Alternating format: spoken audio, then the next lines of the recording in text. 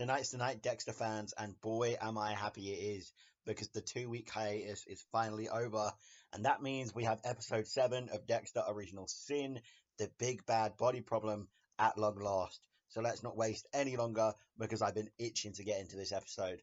When we left off, Dexter was at his dumping ground about to dump Levi Reed's body when loads of police had found his previous victims. Dexter decides the smartest thing to do here is pretend he's meant to be there and flashes his ID. Dexter goes to take Tony's prints from his dismembered hand, but he's worried the partial prints could lead homicide to him. So he hatches up a plan to pretend that an alligator ran up to him and ate the arm and then nearly him. But I think he tempted fate here, because we all remember that famous scene where he actually almost gets bitten by an alligator in season 1 of Dexter. Anyway, Maria is pissed, but Masuka comes to Dexter's aid, rightfully telling her he could have died and to lay off. Obviously, Dexter can't dump Levi in the lake now, it would be too risky. So instead, he dumps him in a bin and waits for that bin to be disposed of by garbage men. I saw a lot of people complaining that Original Sin felt silly and sitcom-like, and you know what? I think I get it to an extent now, because I kind of hate this scene. Dexter does something even more risky in broad daylight to dispose of a body, while silly quirky music plays. Yikers, not the best editing choice. Anyway, in captivity, Aaron Spencer's boy isn't stupid and is crafting a shiv to use on his captor.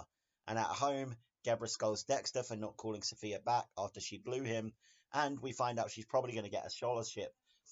Harry and Dexter discuss the events I've just recounted, and Harry seems less pissed off this time, probably because he's dealing with the fact he just urged his son to kill someone, and he actually went through with it. Sophia turns up to snog with Dexter, but she mistakes a condom in the truck for being his, and storms off. Dexter's not too bothered though. And Miami Metro are currently working to try and get Spencer's kid back. At school, Sophia tells Deb that Dexter cheated on her, which she obviously doesn't believe, and Sophia gets pissy when Deb defends Dexter. I mean, really, it's her brother, of course she's going to defend him. Lithgow presents a possible serial killer, and while Spencer doesn't fully go for it, he allows her and Harry to investigate. Flashing back, and Laura doesn't want to do the sting anymore, fearing for her life. She tries to pull out, and Harry tells her that if she does, then she's going to prison, and Dexter and Brian are going into foster care. She says that that's what it's going to be then, and sends him on his way. But not before Dexter can run out, calling Harry his father. Yet another character I don't buy just ditching Dexter. In the original series, Laura is like this insane, loving mother, like ideal, despite her issues. Now you lead me to believe she would just ditch her kids at the drop of a pin. Yes, I know there is danger present, but I just don't buy that Dexter's version of Laura Moser would be like this. I don't know. But then again, I think that maybe there's an element of he remembers his mother like this in Dexter, and then she was actually like this in Original Sin. Because I saw someone saying that in Dexter, you can chalk up the flashbacks where he has the long hair and it's just Michael C. Hall in a wig as that being what he remembers, and then, Original Sin being what actually happened. I like that idea, so maybe you can apply that to, this version of Laura and the version in Dexter. But then again, maybe I'm just making shit up so I can excuse Original Sin for sloppy writing. Anyway, Harry pleads that he does still love Doris, and it's looking like they're going to make it work. Flashing forward, and Dexter is looking for a new dumping spot, and while he does, Batista manages to ID Tony Ferrer's hand based on the ring Dexter left on. Batista wants to investigate, but Dexter manages to stop him. Nicky Spencer's plan to stab his attacker goes he's overpowered. When the attacker goes to cut off his finger, like with Jimmy Powell, there's some hesitation. And we know there wasn't with Jimmy. It's starting to look like Spencer may be the killer, because why else would he hesitate? I know, I've been saying that I don't believe that it was Spencer this whole time, but starting to believe it is. Harry and Lithgow are going to impound the serial killer's car.